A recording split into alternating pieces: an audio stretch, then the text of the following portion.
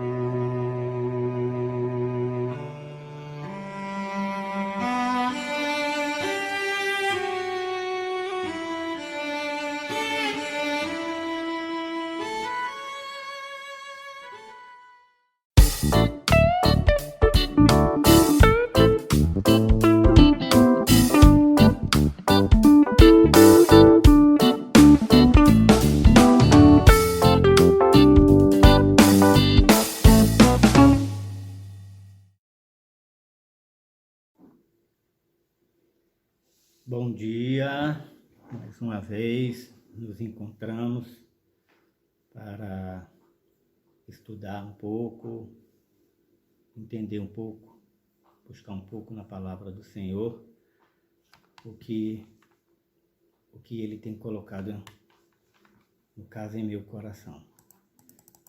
E hoje eu queria meditar com vocês a respeito da vida de um homem na Bíblia. Não é um homem, vamos dizer assim, convertido, é um rei, um rei da Pérsia, e é o rei Ciro. E o tema da palavra é: Ciro, o rei da Pérsia, acreditou, por que eu não? Queria conversar com vocês hoje um pouco a respeito de fé, do crer e de acreditar no que verdadeiramente a palavra fala a nosso respeito, fala a respeito de Deus, fala a respeito de todo e qualquer assunto que a gente quiser encontrar aqui na palavra do Senhor. E o versículo que nós vamos ler primeiro vai ser do livro de João, capítulo 8, versículo 32, que diz: E conhecereis a verdade, e a verdade vos libertará. A grande maioria dos cristãos, ao ler este versículo, imagina que ele é exclusivo para quem professa a fé em Cristo.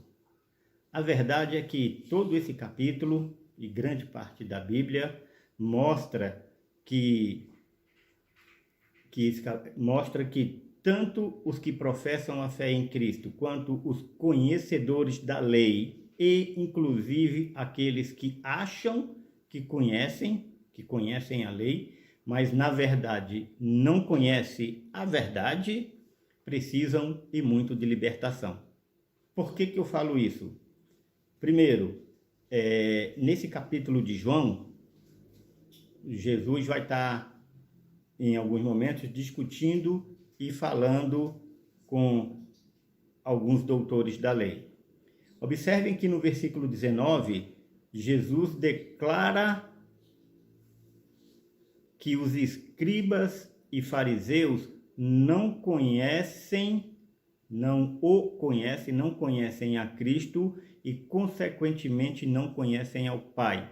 Está falando para pessoas que eram entendidas na lei. Mas Jesus declara que eles conhecem a lei, conhecem a palavra, mas não conhecem a Ele, o Cristo, que é o Filho de Deus, e, consequentemente, por não conhecê-lo, não conhecem ao Pai, não conhecem ao Deus que eles diziam servir. No versículo 31, também ainda do livro de João 8, Jesus esclarece o que é necessário para que o versículo 32, conhecereis a verdade e a verdade vos libertará, se cumpra uma única palavra no versículo vai dizer isso. Lá está escrito: dizia, pois, Jesus aos judeus que nele crerão: se vós permanecerdes na minha palavra, verdadeiramente sois meus discípulos.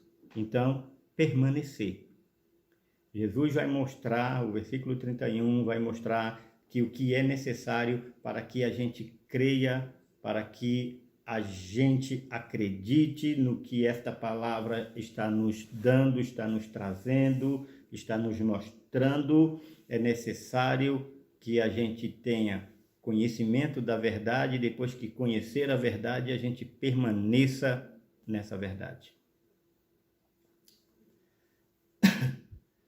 Todo o processo do conhecer e do permanecer, desse caminhar aí, ele vai resultar, ele vai culminar no versículo 36, que se pois o Filho vos libertar, verdadeiramente sereis livres. Só há liberdade a partir do momento que Cristo, ele nos liberta. Então nós temos que crer, nós temos que conhecer a verdade, nós temos que permanecer na verdade e a partir daí ser libertos por essa verdade. Mas isso só vai acontecer se for essa verdade que se chama Jesus Cristo nos libertar. Porque tem muitos por aí que dizem que são libertos, mas a vida de cada um não fala desse jeito. Eu já fui uma dessas pessoas. E hoje eu estou começando a entender que é muito mais profundo do que a gente simplesmente conhecer, ler isso daqui e achar que tem conhecimento. Se nós olharmos os dias em que vivemos, a gente pode fazer, dentro de todo esse contexto, a gente pode fazer duas perguntas a respeito desse assunto. Que a gente pode fazer. É individual, é cada um fazendo para si mesmo. Ninguém vai olhar para a vida do outro e aí, como quem diz, fulano de tal devia estar aqui para poder ouvir determinada palavra, um determinado assunto, porque isso seria... ele está precisando ouvir isso. Não, quem precisa ouvir, se essas palavras estão aqui, se eu estou ouvindo, então ela é para mim, como eu sempre gosto de falar, ou para quem está ouvindo. A primeira pergunta é, os versículos que estão neste livro, esses versículos que a gente leu, essa palavra inteira, ela ainda é digna de crédito? Se essa resposta é positiva, então, aonde está o agir dessa palavra? Onde estão as ações?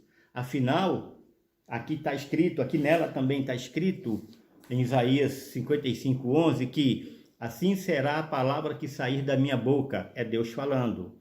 Não voltará para mim vazia, mas fará o que me apraz e prosperará naquilo para que a designei. Então a palavra, toda palavra que sai da boca de Deus, esta palavra aqui, ela tem um propósito. E o propósito é qual? É para cumprir aquilo que Deus determinou para que ela se cumpra. Ela tem um propósito, ela tem uma finalidade, ela vai agir em determinada situação, em determinado momento. Ela não é lançada de qualquer forma e quem pegar, pegou. Ela tem um propósito, é chegar no coração de cada um. E quando eu falo em ação, eu não falo ao agir da palavra, eu não estou falando de milagres, especificamente de milagres, mas sim de posicionamento, de postura, de transformação de vida, de se permitir ser tocado por Deus. Eu falei agora há pouco para vocês que eu era trevas pura, e mesmo depois de convertido, e eu achava que não era. E hoje já estou começando a entender um pouco, mas é através da palavra e é através do conhecimento da verdade, que é Jesus Cristo, que a gente começa a mudar e a ser transformado. Então, é um posicionamento, uma postura, uma transformação de vida, de se permitir ser tocado por Deus.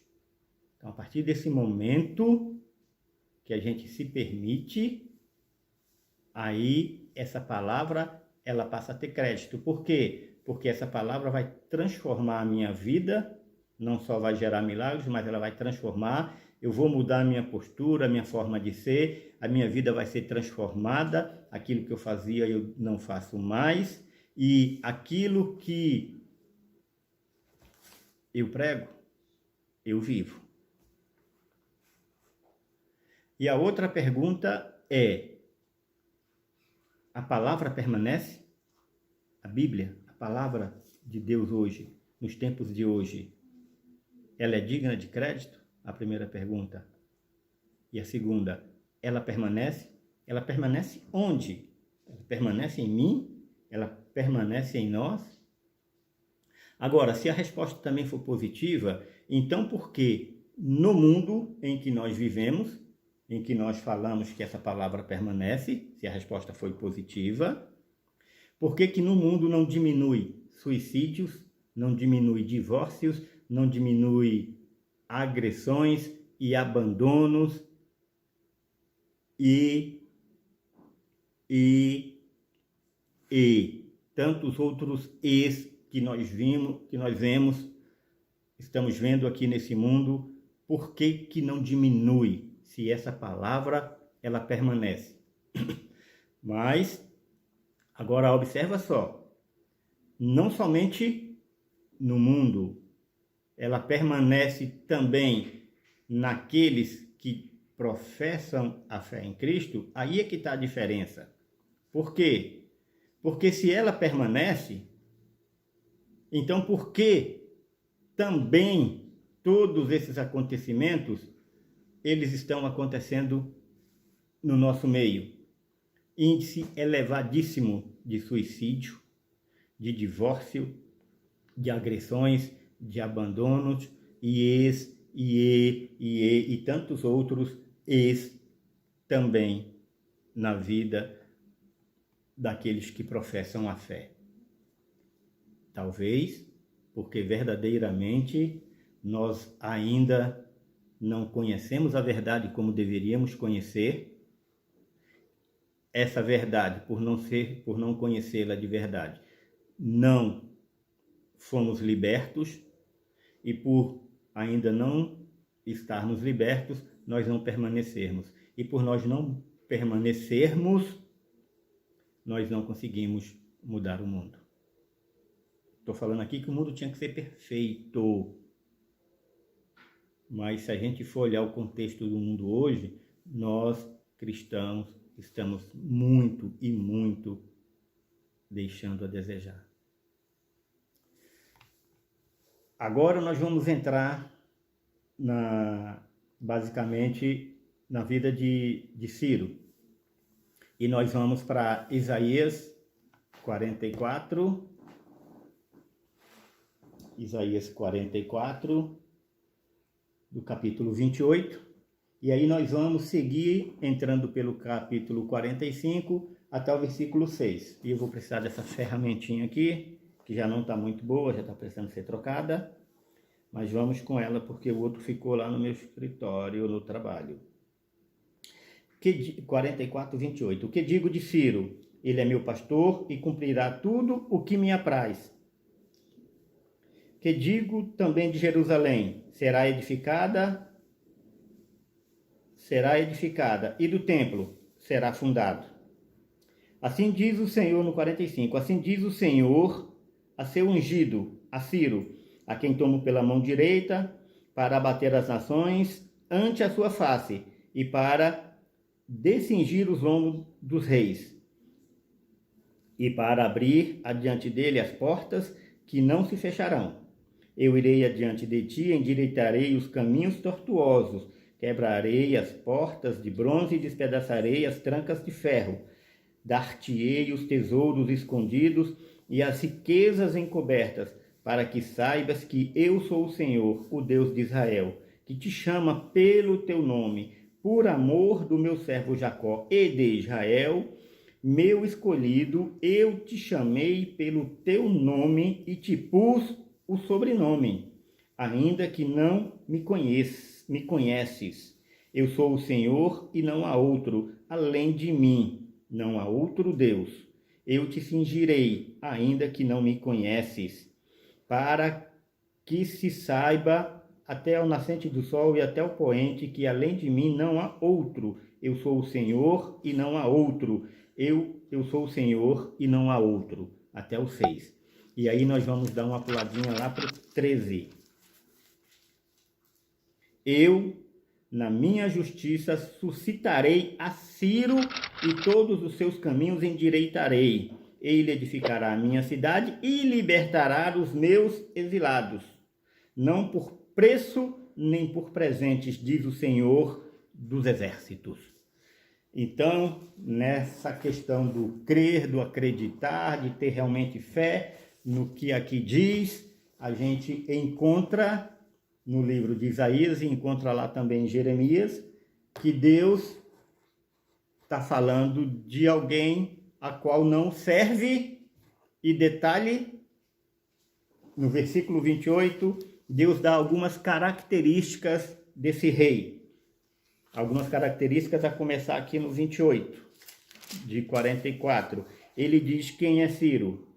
Que digo de Ciro? Ele é meu pastor. Ele é meu pastor. Quem é pastor? Pastor é aquele que cuida de ovelhas. Pastor é aquele que cuida de um rebanho. Pastor é aquele que cuida de alguém individualmente. Pastor é aquele que protege. É aquele que cuida de possíveis perigos que possam vir na vida. No 1 de 45 diz: assim diz o Senhor ao seu ungido. Ciro foi chamado de pastor, agora é chamado de ungido. Quem é ungido? É aquele que foi capacitado por Deus para uma determinada tarefa. E qual foi essa tarefa? E aí, lá no 13, ele vai falar. Ele é o libertador, para libertar os meus exilados. Então, Ciro, alguém que não era judeu, que não era do povo de Deus, ele já tem aqui 3 características que nós, como os cristãos, deixamos a desejar. Eu não estou falando de título, eu estou falando do ser, do toque que Deus deu em cada um de nós para que a gente, para ser pastor, para cuidar de alguém, não precisa de um título, mas vem uma unção, mas não necessariamente de um título. E aí Deus fala dele, dá 3 características. Ele é um pastor, ele é ungido e ele é quem vai libertar. Deus não poderia suscitar alguém no meio do povo dele para poder libertar, assim como fez com Moisés? Poderia, mas aprove a Deus, e nisso tem e nisso tem os porquês de Deus. A gente pode até se aprofundar muito nisso daí. Mas nós muitas vezes deixamos a desejar. E aqui nós lemos que ele vai fazer isso não por dinheiro, não por presentes. Quantos pastores, quantos homens que se dizem homens de Deus estão levando a palavra, que dizem que estão levando a palavra, que estão levando um determinado palavra através de louvor e que só fazem mediante pagamento. Ciro não era do povo de Deus, mas era pastor, era ungido e foi o libertador. E não fez isso por pagamento, não fez isso por presente. Ele fez porque ele creu, ele acreditou no que ele leu na palavra. O detalhe é que 200, mais ou menos 150, 200 anos depois, mais ou menos 200 anos depois, lá em 2 Crônicas 36, relata que Deus tocou no espírito de Ciro. Observa que eu falei que quando a gente permite que Deus toque o nosso coração e todo aquele processo que nós começamos lá em João 32, conhecer e permanecer, para sermos tocados, para realizarmos o propósito para o qual a palavra foi designada na minha vida. Ciro conheceu esse propósito e 150 anos depois que mostraram para ele o que foi escrito, ele acreditou. E no que ele acreditou, ele começou a agir, e se permitiu ser tocado por Deus. Ele permitiu ser tocado, ele ouviu. E aí a pergunta é, por que Ciro acreditou? Qual foi o motivo que levou Ciro a acreditar em algo que ele não conhecia e que ele não professava? Detalhe, nós conhecemos, mas nem sempre nós acreditamos. Nem sempre nós permitimos que essa palavra nos toque. E nem sempre nós servimos de libertador, nem sempre nós somos pastores, nem sempre nós estamos com a unção que o Senhor quer que a gente esteja para poder levar e sarar e tirar muitos cativos. Aqui o cativeiro era físico. Hoje, pelo menos na nossa realidade física aqui, a gente até sabe que existem muitos cativeiros físicos, mas muitos cativeiros emocionais, muitos cativeiros espirituais, e nós não nos posicionamos para poder ajudar nessa situação. Rei Ciro se posicionou, Rei Ciro se permitiu tocar. E a primeira resposta para a pergunta é: por que Ciro acreditou? Por conta da própria palavra, por conta das escrituras. Em Apocalipse 21:5 diz: aquele que está assentado no trono disse: eis que faço nova todas as coisas. E acrescentou: escreve, porque estas palavras são fiéis e verdadeiras. E quando Cristo está falando para João, que João está anotando tudo ali, essas palavras são fiéis e verdadeiras, não são apenas as palavras no que diz respeito ao livro de Apocalipse, mas todo este livro é digno de confiança, é digna de crédito, porque elas são fiéis e são verdadeiras. Ciro leu nas palavras do profeta Isaías e também, possivelmente lá em Jeremias, que Deus iria torná-lo grande e poderoso. A verdade, primeiro o libertou, depois ele libertou os judeus. Então, a verdade, depois que ele viu a palavra, aí ele foi liberto, ele creu, ele conheceu essa verdade o libertou, E aí, depois dele ter sido liberto, ele libertou os judeus, porque ele creu nessa palavra. A escritura por si só, ela é capaz de penetrar a mente humana e transformá-la. É através dela que o Deus vivo é revelado e conhecido. É ela quem manifesta os feitos de Deus. É ela quem declara a grandeza de Deus. Observa Hebreus 4:12. Porque a palavra de Deus é viva e eficaz e mais cortante que qualquer espada de 2 gumes e penetra até a ponto de dividir alma e espírito, juntas e medulas, e é apta para discernir pensamentos e propósitos do coração. Então ela é eficaz e ela é viva, como nós falamos. E aí, a respeito de Ciro, pode ter sido escrito pelo menos 150, 200 anos antes, mas quando chegou nele, ele acreditou.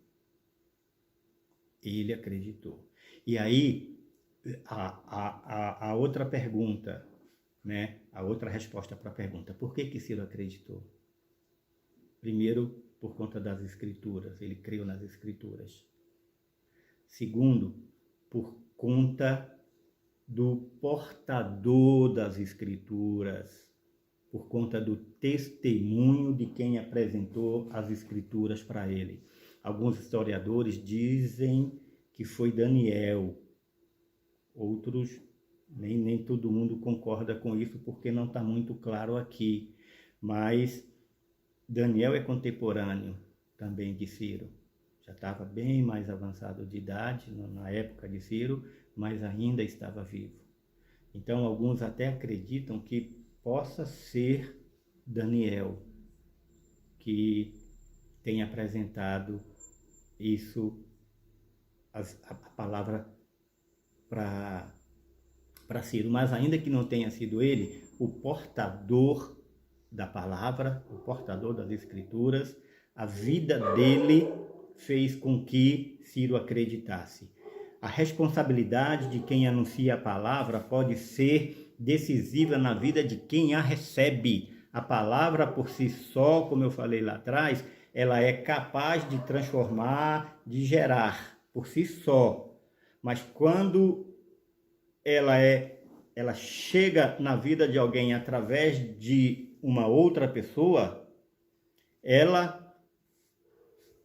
essa pessoa que está levando a responsabilidade dessa pessoa, ele tem que entender que a forma como ele está levando a vida dele, como se encontra, como ele anda, ele pode fazer com que essa pessoa permaneça ou com que essa pessoa se afaste. Ele pode atrair as pessoas a Cristo ou afastá-las de Cristo. Se por um lado a Escritura que transforma a mente humana, então a vida daquele que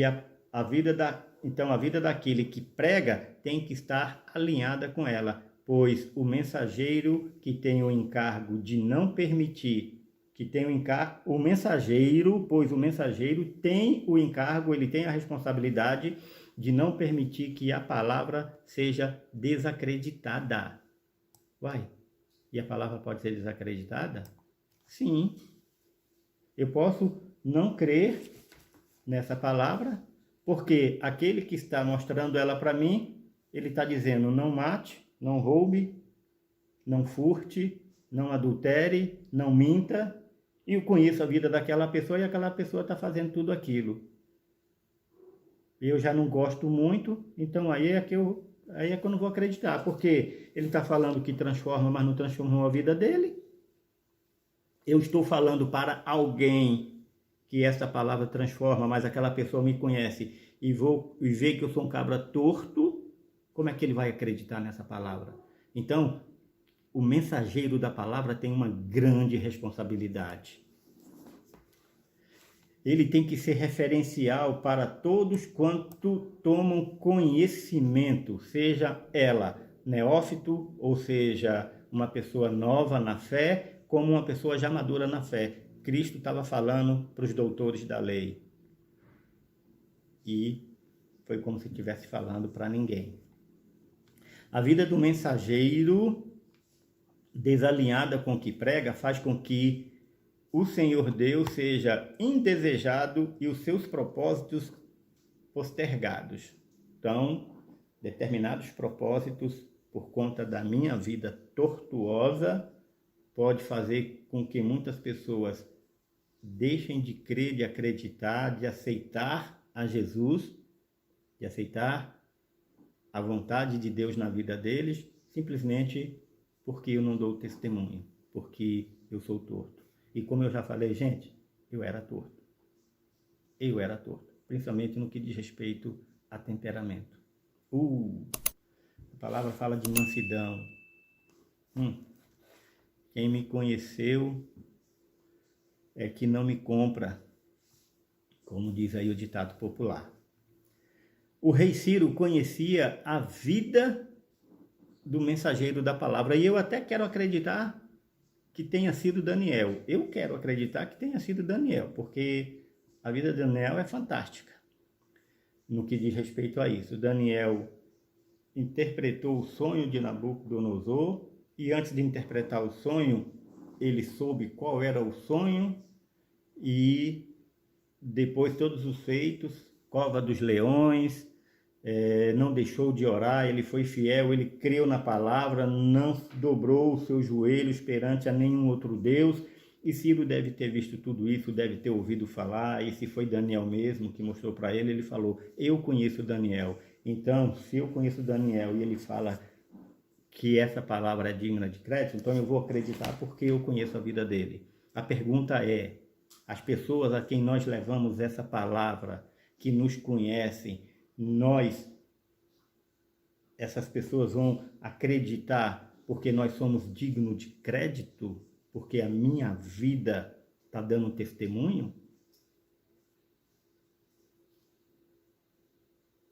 Cada um responda por si só. Cada um responda por si só. Então,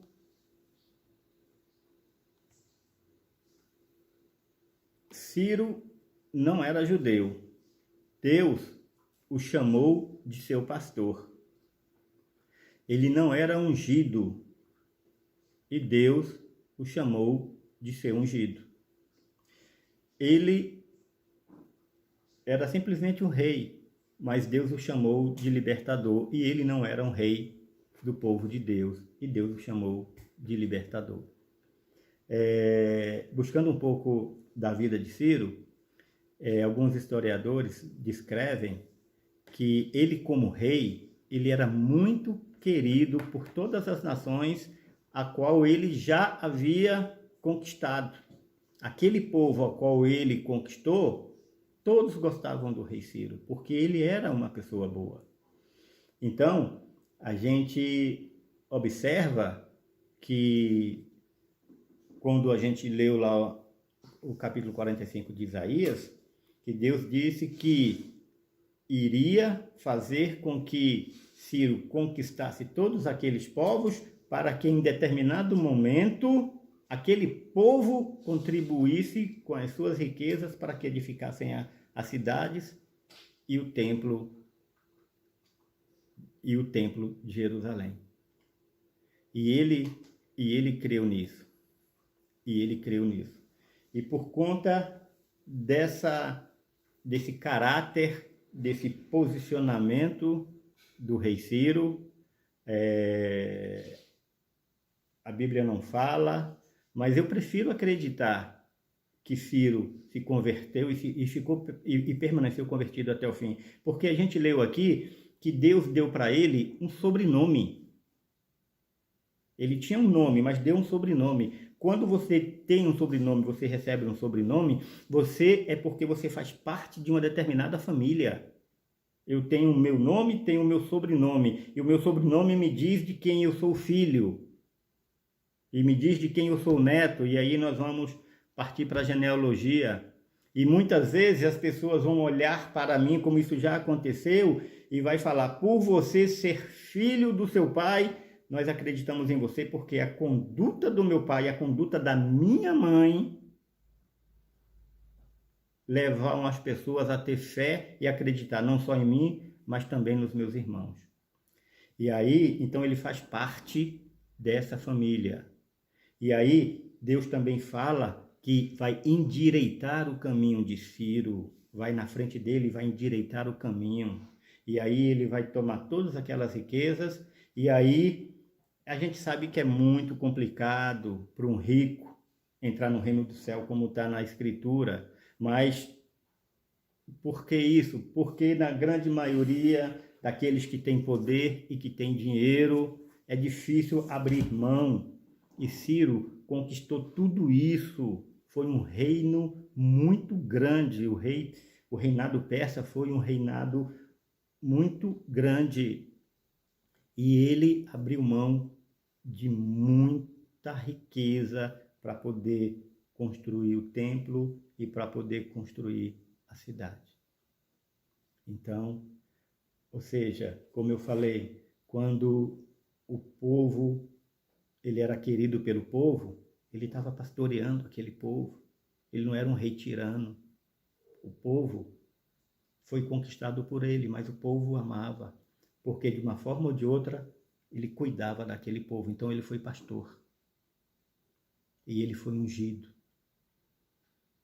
Porque a liderança não é constituída por Deus, então Deus deu para ele capacidade de ele conduzir esse povo, de ele colocar o seu reinado e esse povo ser feliz e amar esse rei. E no fim das contas, por conta do aprendizado do pastoreio, por ser ungido, ele acabou sendo libertador.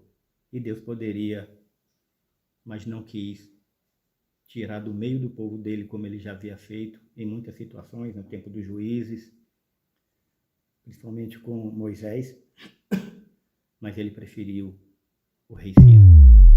E por que isso? Porque ele acreditou. Ou seja, João 8:32 se cumpriu na vida de Ciro. A palavra, ela é viva e eficaz. E ainda que passe 150 ou 200 anos e até 2000 anos de Cristo para cá, ela irá cumprir o propósito para o qual foi proferida. Os propósitos aqui vão ser cumpridos. Ciro acreditou na palavra que liberta, que transforma e que cura. E por que eu não? E esse eu aí é individual.